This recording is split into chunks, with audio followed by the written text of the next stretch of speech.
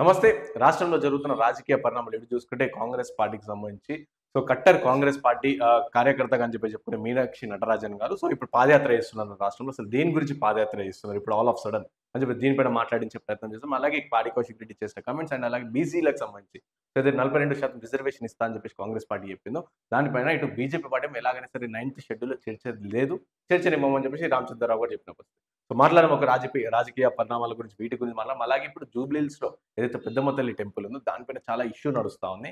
ఆ టెంపుల్‌ని కాంగ్రెస్ ప్రభుత్వమే కూలగొట్టించింది. కావాలని ఆ ల్యాండ్ ఏదైతే ఉందో అదంతా కబ్జా చేయడానికే చేసింది అని చెప్పేసి ఇటు బీజేపీ పార్టీ నాయకులు అలాగే హిందూ వాదులు ఎవరైతే ఉన్నారో వాళ్ళందరూ కూడా ఆరోపిస్తున్న పరిస్థితి. క్లారిటీ తీసుకునే ప్రయత్నం చేద్దాం. దీనిపైన మనతో పాటు మాట్లాడడానికి కాంగ్రెస్ పార్టీ సీనియర్ నాయకులు అలాగే Congress party general secretary Bujja Sandhya Reddy గారు. అక్క నమస్తే అక్క. నమస్తే తమ్మి.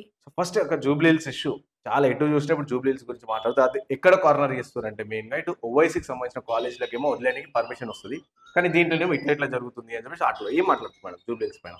ఒక్కటే నేను చెప్పదలసిన తమ్మి, హ్మ్. మతాల పేర్లు చెప్పి హ్మ్. వీళ్ళకి పిచ్చిలేసింది వీళ్ళందరికీ. ఈ మతాల పేర్లు, ఈ కులాల పేర్లు చెప్పి బీజేపీ పార్టీ అనేది చెత్త రాజకీయాలు చేస్తుంది. అంటే మాకు దేవుడు అంటే ఇష్టం లేదా, గుళ్ళంటే మాకు నమ్మకం లేదా, మేము భద్రాద్రిలో మేము రాముల వారిని మేము అయోధ్య రాముడిగా కొలుస్తాము. మీరేదో గుళ్ళ పేర్లు, మతాల పేర్లు, దేవుళ్ళ పేర్లు చెప్పి హిందూ ముస్లిం మధ్యన విభేదాలు సృష్టించి ఏదో చేయాలని చూస్తున్నారు, కానీ మీకు అంత సీన్ లేదు. మీరు బీజేపీ అంటేనే ఎంతసేపటికి మీకు ముస్లిం సైడే పడదు. అంటే ముస్లిమ్స్ అంటే తెలంగాణ కానీ దేశంలో అంతర్భాగం కాదని బీజేపీని ఈరోజు ఒక కాంగ్రెస్ పార్టీ జనరల్ సెక్రటరీగా నేను ప్రశ్నిస్తున్నాను. అంటే టెంపుల్స్ కోసం టెంపుల్లను కూలగొట్టి ఆక్యుపై చేసుకున్నంత దౌర్భాగ్య స్థితిలో కాంగ్రెస్ పార్టీ లేదు. అవి మీకు ఎందుకంటే గిచ్చికాయలు పెట్టుకుని గిల్లికాయలు పెట్టుకునేది మీరుంటది. మీరు ఒక్కసారి క్లారిటీగా ఎప్పుడు ప్రజల ప్రయోజనాల కోసం ఆలోచిస్తే ఈ రకంగా ఉండదు. ఓటు బ్యాంక్ ఆలోచిస్తుంటే ఇదే చెత్త రాజకీయాలు చేస్తారు. దాని గురించి మీతో మాట్లాడడం వేస్ట్. ఇంకొకటి ఇందాక మీరు ఏమడిగినారు? ఇంకా టెంపుల్ కి సంబంధించి గవర్నమెంట్ ల్యాండ్ ఉన్నా ఏదున్నా మీరు చాలా ఫ్లైఓవర్స్ జాతీయ రహదారి పండు పోయినా కూడా గుళ్ళకు ప్లేస్ వదిలిపెట్టే ఉన్నాం. వీళ్ళు ఏదో చెప్పంగానే జనాలు ఎవరు నమ్మే పరిస్థితిలో లేరు. దేవుణ్ణి కూలగొట్టే అంత దౌర్భాగ్య స్థితిలో కాంగ్రెస్ పార్టీ లేదు. కాంగ్రెస్ పార్టీ అందరి ప్రయోజనాల కోసం అన్ని దేవుళ్ళని సమానంగా చూస్తాం, అన్ని మతాలను అన్ని కులాలను సమానంగా చూసే పార్టీ కాంగ్రెస్ పార్టీ. అది బీజేపీ పార్టీ చెప్పాలి. బీజేపీ పార్టీ స్టాండ్ ఏందో, అసలు ముస్లిమ్స్ మీద ఉన్న ఒపీనియన్ ఏంది అనేది బీజేపీ పార్టీ వాళ్ళు ఏందనేది చెప్పాలి. చెప్పకపోతే ఇవాళ ఇక అది అంటే ఏదో విధ్వంసాలు సృష్టించాలి హిందూ ముస్లిం వాళ్ళ మధ్యన అనేది చూస్తున్నారు. కానీ అంటే ఒక మత కల్లోలకు రెచ్చగొట్టే ప్రయత్నం చేస్తున్నారు. అది మనకి మీకు అనిపిస్తుంది కదా.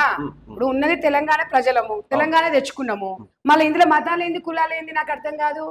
ఇది దాన్ని మీరు రాజకీయంగా చూడకుండా ఓటు బ్యాంక్ చూస్తే ఇవే వస్తాయి. కాబట్టి ఇలాంటి దాంట్లకి చాలా సున్నితమైన అంశం కాబట్టి మనం కూడా పెద్దగా రియాక్ట్ కావద్దు. అది పార్టీ పెద్దలు ఉంటారు, దానికి మంత్రిత్వ శాఖ ఉంటది, చూస్తారు. ఇది సరైన పద్ధతి అయితే కాదు. ఇంకోటి రాష్ట్రంలో ఇటు మీనాక్షి నటరాజన్ గారు పాదయాత్ర చేస్తారు అంటే లోకల్ బాడీ ఎలక్షన్స్ ఈ నేపథ్యంలో పాదయాత్ర చేస్తున్నారు. ఎందుకు చేస్తున్నారు అంటే దేని గురించి చేస్తున్నారు ఇప్పుడు పాదయాత్ర చేస్తున్నారు. ఆమె గాంధీ తాత వారసురాలు, అందరికీ తెలుసు. మీనాక్షమ్మ అంటే నిజంగా మీనాక్షమ్మ లాగానే ఉంటది. కాబట్టి నేను ఒకటే చెప్పదలుచుకున్నా, ఇవాళ మీనాక్షమ్మ అడుగుజాడల్లో ఆమె గతంలో కూడా పాదయాత్ర చేసి మీరు చూసిరు కదా. సో ఆమె పోచంపల్లి నుంచి స్టార్ట్ చేసి అప్పుడు పాదయాత్ర స్టార్ట్ చేసింది. చాలా సంతోషం అనిపించింది. ఆమె వచ్చిన తర్వాత కాంగ్రెస్ పార్టీలో ఒక ఊపు వచ్చింది. నిజంగా కూడా మహిళలకి చాలా మేలు చేసింది. తర్వాత at the same time Congress party సుదీర్ఘంగా పనిచేస్తున్న వాళ్ళందరికీ కూడా పెద్దపీట వేసింది, వెయ్యబోతుంది.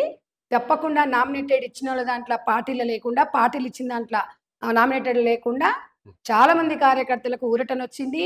ఆమెను చూస్తుంటే ఊపు వస్తుంది, ఏదో ఒకటి సాధించాలనే తపన వస్తుంది. తను తీసుకున్న నిర్ణయం చాలా బాగుంది.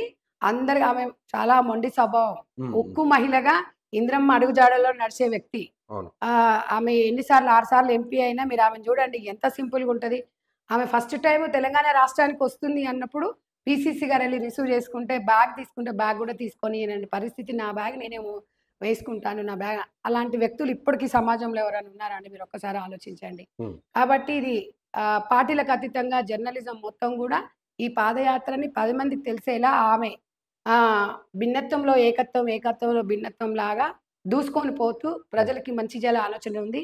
కుళ్ళు కుతంత్రాలతోని రాజకీయాలు చేసే వ్యక్తి కాదు. కష్టపడ్డ ప్రతి కార్యకర్తకి మనం దారి చూయించాలి అని చెప్పేసి చాలా అంటే చాలా మేలు చేస్తున్నారు. ద ఒక ధైర్యం వచ్చింది, ఒక భరోసా వచ్చింది. పీసీసీ గారు, మీనాక్షమ్మ ఇద్దరు నిజంగా అక్క తమ్ముళ్ళలాగా కలిసిమెలిసి ముందుకెళ్ళి సంప్రదిస్తూ చేస్తున్న కార్యక్రమాలు అప్రిషియేట్ అనిపిస్తుంది. తను వచ్చిన తర్వాతనే ఒక మంచి కార్యక్రమాన్ని జైబీం కార్యక్రమం తీసుకుంది. వాస్తవం, ఎందుకంటే అంబేద్కర్ సిద్ధాంతాలు నమ్మిన వ్యక్తి. ఆమె అడుగుజాడల్లో అందరం కూడా అంబేద్కర్ సిద్ధాంతాలు ప్రజలకు పోవాలని జైబీం కోఆర్డినేటర్స్ ని కూడా 2 నియోజకవర్గాల ఒక కోఆర్డినేటర్ కూడా నియమించడం జరిగింది. నేను కూడా యాదాద్రి జిల్లా జైబీం కోఆర్డినేటర్ గా పనిచేస్తున్నాను. జిల్లా కోఆర్డినేటర్ నియమించి బాబాసాహెబ్ అంబేద్కర్ గారు రిజర్వేషన్ పరంగా ఎలా మనకి కల్పించారు, ఆ రిజర్వేషన్ ఎట్లా కాలదొక్కాలి అనేది బీజేపీ పార్టీ చేస్తున్న దాఖలు మొత్తం కూడా ప్రజలకు వివరించాలని చెప్పి వెళ్ళాము. జైబీం కార్యక్రమం అనేది తెలంగాణ కాదు, దేశంలో ఫస్ట్ తెలంగాణ రాష్ట్రంలో ఈ సంపూర్ణంగా టోటల్గా సక్సెస్ఫుల్ అని చెప్పి రాహుల్ గాంధీ గారు ఢిల్లీలో పెద్ద సభలో కూడా చెప్పడం జరిగింది. నిజంగా కూడా అంబేద్కర్ గారిని ఆశయాలను ప్రతి ఒక్కరు కూడా మనం ముందుకు తీసుకెళ్ళాలి. రాజ్యాంగం ఉంది కాబట్టే ఈరోజు నేను కూడా ఒక మహిళగా ముందుకు రాచి మాట్లాడగలుగుతున్నాను. బాబాసాహెబ్ అంబేద్కర్ గారు ఒక దళితకు సంబంధించిన వ్యక్తి కాదు. ఆడపాల పట్ల కానీ అన్ని కులాలు అన్ని మతాలకి ఒక పెద్దన్న. ఆయనను మేము గౌరవిస్తాం. ఆయన ఆశల పూంటే మేము ముందుకెళ్తాం. దాని ప్రకారంగానే ఇప్పుడు మహిళలకు 33% రిజర్వేషన్ కూడా రాబోతుంది. కాబట్టి అమ్మ మీనాక్షమ్మ చేయడం శుభ పరిణామము. ఆమె అమ్ముగు ఆర్భాటాలు, మీడియా, అది ఇది షాల్వాలు, బొకేలు, వెరీ సింపుల్ సిటీ ఇలాంటివి ఏం యాక్సెప్ట్ చేయదు. దట్ ఈస్ అంటే నిజంగా అలాంటి ఒక మహిళ నేతృత్వంలో పనిచేయడం నాకు చాలా గొప్పగా ఉంది. ఆమె చదివే పార్టీలో ఎన్ని సంవత్సరాలు పనిచేస్తున్నావు అని చెప్పేసి దీది అని చాలా చక్కగా మాట్లాడి 12 సంవత్సరాల నుంచి అమ్మగారు అంటే గుర్తించి మాకు ఒక అవకాశం ఇప్పించింది. థ్యాంక్ యూ దీది. మీ ప్రోగ్రామ్ సక్సెస్ చేస్తాము, మీ అడుగుజాడలో నడుస్తాం. తప్పకుండా ప్రతి ఒక్క మహిళ కూడా కాంగ్రెస్ పార్టీ ప్రతి కార్యకర్త సహకరించి ముందుకెళ్లాలని కోరుకుంటున్నా. ఇంకోటి రాహుల్ గాంధీ చెప్పినాడు కామారెడ్డి డిక్లరేషన్ లో భాగంగా 42% బీసీలకు రిజర్వేషన్ అని చెప్పేసి. అండ్ అలాగే ఇటు ఈడబ్ల్యూఎస్ పేరు ప్రస్తావన కూడా వస్తున్నాడు. ఈడబ్ల్యూఎస్ ఫస్ట్ సీలింగ్ చేసింది కేంద్ర ప్రభుత్వమే, అంటే 50% రిజర్వేషన్ తగ్గించింది అని రామచంద్రరావు గారు కూడా చెప్తారు. 9th షెడ్యూల్ అసలు చేర్చేదే లేదు. ఒకటి చెప్పండి, ఇప్పుడు బీజేపీ వాళ్ళు ఏం మాట్లాడుతున్నారో తెలుస్తలేదు. అహంకారం ఎక్కువైపోయింది. అది అంటే 3వ దఫా ప్రజలు అధికారం ఇచ్చిరు కదా, మాట్లాడుతున్నారు. బీసీలు 50% ఉన్నారు, 42% మేము ఇస్తామంటున్నాము. పోరాడాలి. ఇప్పుడు ఈ రోజు కాగానే రేపే కాదండి. ఏదైనా తెలంగాణ 60 సంవత్సరాల కళ, 60 సంవత్సరాలు కొట్లాడితే మొన్న వచ్చింది మనకి 10 ఏళ్ల క్రితం. కాబట్టి బీసీని అనేది కూడా మా చేతిలో ఉన్నది. భారత్ జోడో యాత్ర భాగంగానే రాహుల్ గాంధీ గారు ఒక నిర్ణయం తీసుకున్నారు. అది ఏదో రాజకీయ వ్యూహం కాదు. అది వాస్తవానికి అన్ని వర్గాలకు కూడా బాగుండాలి అంటారు. దీన్ని బేస్ చేసుకొని బీజేపీ పార్టీ సింపతి ఏం పొందుతుంది, ముస్లింస్లకి 30% రిజర్వేషన్ కల్పిస్తాయి. ఏ అండి, ముస్లింస్ మనుషులు గారా? ముస్లింస్ కి వాళ్ళకి రిజర్వేషన్లు ఇవ్వద్దా? కిషన్ రెడ్డి కానీ, బండి సంజయ్ కానీ, రామచంద్రలా వాళ్ళు ఈ 7 మంది ఎమ్మెల్యే అంటే ముస్లింస్ ఓటు వేయలేదా మీకు? ఓటు బ్యాంకు పక్కన పెట్టేసి అందరు బ్రతకాలి, అందరు బాగుండాలి, అందులో మనం ఉండాలని కోరుకోండి. అప్పుడు మీకు మంచిగా కనిపిస్తుంది. మీకు దేవాలయం మీద బొమ్మలు చూడమంటే బూతులు చూసే టైప్లో మీరు మాట్లాడుతున్నారు. అది కరెక్ట్ అయిన పద్ధతి కాదు. కిషన్ రెడ్డి గారు మొన్న కూడా మీరు బీసీ కులగణన విషయంలో రాహుల్ గాంధీ గారిని ఒక పాయింట్ చేశారు, ఒక పాయింట్ అవుట్ చేశారు, ఒక ప్రశ్న వేశారు. మీరు ఇంత ఏ కులం అని. ఆయన ఏ కులం కాదు, ఒక భారతీయుడు. మీరు ఆలోచించాలి. మీరు మాట్లాడటం మీ స్థాయి కూడా అది కాదు. మీరు ఈరోజు ఆ రాహుల్ గాంధీ గారి కుటుంబం గురించి వ్యాఖ్యలు చేయడం అనేది ఆకాశం మీద ఉంచితే మన మీద పడ్డట్టే. ఎందుకంటే త్యాగాల పార్టీ. ఇలా దేశం కోసం రాజీవ్ గాంధీ గారు చనిపోయారు. ఆయన ఆశయాలను అనుకూలంగా సోనియమ్మ ముందుకెళ్ళింది, తెలంగాణ ఇచ్చింది. అమ్మకు ప్రైమ్ మినిస్టర్ అయ్యే అవకాశం వచ్చినా కూడా ఆమె తిరస్కరించింది. అలాంటి గొప్ప వ్యక్తి చాలా అదిగా చేయడం అనేది నిజంగా కాంగ్రెస్ పార్టీలో పనిచేయడం అనేది వెరీ హ్యాపీగా అనిపిస్తుంది. ఆ పార్టీ కాంగ్రెస్ పార్టీ అనేది ఒక చరిత్ర అండి. దాన్ని ఎవరు తుడపలేదు, దాన్ని ఎవరు టచ్ చేయలేదు. ఎన్నో వేల పార్టీలు వస్తుంటాయి పోతాయి. దాని గురించి మనం చర్చించుకోవడం కూడా వేస్ట్. వీళ్ళ గురించి మాట్లాడడం అభివృద్ధి మీద, ప్రజా సమస్యల మీదనే మా ఎజెండా ఉంటుంది. ప్రజలకు అనుకూలంగానే ముందుకెళ్తాం తప్ప బీజేపీ పార్టీని పట్టించుకుంటే నేను కుక్కతోక పట్టుకొని గోదావరి వెళ్ళినట్టే ఉంటుంది. కాబట్టి వాళ్ళ గురించి మనం ఎంత తక్కువ మాట్లాడుకో అంత మంచిది. వాళ్ళ స్థాయి పెంచినట్టు అవుతుంది. కాబట్టి మాకున్న సమస్యలు ఇంకా చాలా ఉన్నాయి. తెలంగాణ రాష్ట్రంలో ఇచ్చిన హామీలు నెరవేర్చాలి. ప్రజా పాలన అనేది ముందుకెళ్ళాలి. అందరు చక్కగా పనిచేస్తున్నారు. రేవంత్ రెడ్డి గారు ఆయన సీఎం అని ఎప్పుడు ఫీల్ కాలేదు. ఒక మామూలు సాధారణ కార్యకర్తలాగే 18 గంటలు పనిచేస్తూ కాంగ్రెస్ కూటమి అహర్నిశలు పనిచేస్తున్నారు. తన మంత్రివర్గానికి రేవంత్ అన్న కూడా ధన్యవాదాలు తెలుపుకోవాలి. దాదాపుగా ఇప్పుడు 20 నెలలు కంప్లీట్ అవును. చేసుకున్నారు. నిజంగా సక్సెస్‌ఫుల్‌గా. హ్మ్. ఈ బీజేపీ పార్టీ, ఈ బీఆర్ఎస్ పార్టీ ప్రమాణ స్వీకారం చేసినప్పటి నుంచి ఎప్పుడు కూలిపోతదో, ఈ గవర్నమెంట్ ఎప్పుడు కూలిపోతదో అన్నారు. అదే దానికి ఎత్తుకుంటూ వచ్చారు. నిదర్శనము ఆ! ఈరోజు చూసిండ్రు కదా! అవును. మాకు నమ్మకం ప్రజల మీద ఉంది. ప్రజలకు మా మీద నమ్మకం ఉంది కాబట్టి మాకు అధికారం ఇచ్చిర్రు. బీఆర్ఎస్ ఓట్లు ఎయలేము. హ్మ్. హ్మ్. బీఆర్ఎస్ పార్టీయో లేకపోతే బీజేపీ పార్టీయో వాళ్ళు హ్మ్. ప్రజలు ఎవ్వరిని ఎప్పుడు ఎక్కడ పెట్టాలో అక్కడ చూస్తారు. ప్రజలు దేవుళ్ళు లాంటి వారు. వాళ్ళు ఇచ్చిన తీర్పుని గౌరవించకపోతే బండకేసి కూడా కొడతారు. హ్మ్. మీ బతుకులు ఫామ్ హౌస్‌లు అయిపోయినాయి. బీజేపీలో 7 మంది సీట్లకు ఆడ కూర్చున్నారు. 8 మంది ఆడ కూర్చున్నారు. వాళ్ళు 8 మంది 80 మంది ఉన్న వాళ్ళు ఏం చేయరు తెలంగాణకి. హ్మ్. తెలంగాణ ప్రజలకు తెలుసు. 6 నూరైనా, 106 తలకాయ కింది కాలు మీద చేసిన తెలంగాణలో బీజేపీ ప్రభుత్వం అనేది రాదు. హ్మ్. ఎందుకంటే వాళ్ళ వాదం వేరు, మనది వేరు.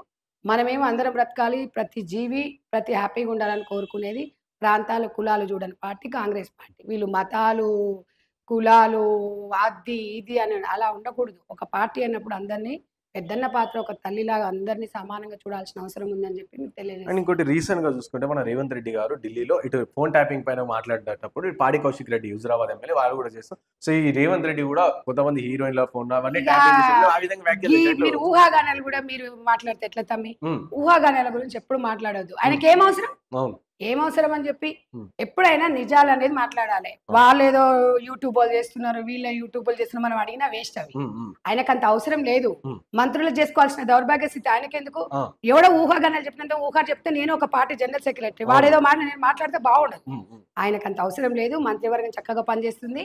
సీఎం గారు మంచిగా పనిచేస్తున్నారు. కార్యకర్తలు కూడా పనిచేస్తున్నారు. చక్కగా ముందుకు పోతున్నారు. హ్మ్. ఒక పనికొచ్చేటివి మాట్లాడుకుందాం. హ్మ్. హ్మ్. ఇలాంటి దాంట్ల గురించి మన అనవసరం. హ్మ్. అవసరం ఏముంది చెప్పండి? అవును. అంత అవసరం ఏమన్నా ఉందా? హ్మ్. లేదు కదా! హ్మ్. దాని గురించి లీవ్ ఇట్. సో ఫైనల్‌గా ఒకటి చెప్పండి. ఇటు కాంగ్రెస్ పార్టీ చేస్తున్న అభివృద్ధి పనుల్లో ప్రజలకు తీసుకెళ్లడంలో విఫలమైతుంది అని చెప్పేసి. ఎందుకు వాళ్ళ సోషల్ మీడియా స్ట్రాంగ్‌గా లేదు. ఎందుకంటే రేషన్ కార్డులు గత 10 ఏళ్లలో చూసుకుంటే రేషన్ కార్డులు ఇచ్చిన ప్రభుత్వం కాంగ్రెస్ ప్రభుత్వం. ఇప్పుడు వచ్చినాక నేనొకటి ఇచ్చింది. చెప్పనా? ప్రజలకు ఎందుకు సోషల్ మీడియా, తీసుకెళ్లలేకపోతుంది? ఈ మీడియా అంటుర్రు. ప్రజలే పెద్ద సోషల్ మీడియా. హ్మ్. ప్రజలకు తెలుసు. హ్మ్. ఎవరికి ఎప్పుడు ఇయ్యాలో. హ్మ్. వాళ్ళలాగా మేము షోకుటప్ చేసుకుంటాం. ఆ! బిగ్ మీడియా లాగా. హ్మ్. హ్మ్. ప్రతి వాళ్ళకి తెలుసు. రేషన్ కార్డులు 10 ఏళ్ల నుంచి దాదాపు 7, 8 సంవత్సరాల నుంచి రాలేదు. రాలేదు రేషన్ కార్డ్స్. అందరికి అవును. రేషన్ కార్డ్ వస్తుంది. హ్మ్. అందరికి సన్న బియ్యం వస్తున్నాయి. హ్మ్. ఇందిరమ్మ ఇండ్లు వస్తున్నాయి. పెన్షన్లు ఇంకా పెండింగ్ ఉన్నాయి. అవి అవును. కూడా రాబోతున్నాయి. సో, ఇవన్నీ కూడా జరుగుతాయి. తెలంగాణ ప్రజలకు తెలుసు.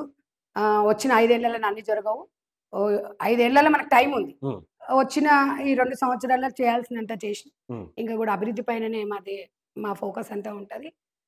ప్రజాస్వామ్యంలో పార్టీలు పుట్టుకొస్తుంటాయి, పోతుంటాయి, మాట్లాడుతుంటారు. అయన్నీ పట్టించుకుంటే మనం ఏం చేయలేం. విమర్శలను ఎప్పుడు కూడా విమర్శించేటప్పుడు ఒక పువ్వులుగానే స్వీకరించి హ్మ్. కాంగ్రెస్ పార్టీ ముందుకు పోతది. 100% 20 సంవత్సరాలు మేమే అధికారంలో ఉంటాము. ప్రజలకిచ్చిన హామీలు నెరవేరుస్తాము. స్థానిక సంస్థల ఎలక్షన్స్ కూడా హ్మ్. బీసీ కులగణన గురించి కొంచెం లేట్ అవుతుంది. ప్రజాస్వామ్యంలో బీసీలకు అనుకూలంగానే ఈ ఈ బిల్లులు ప్రవేశపెట్టాము.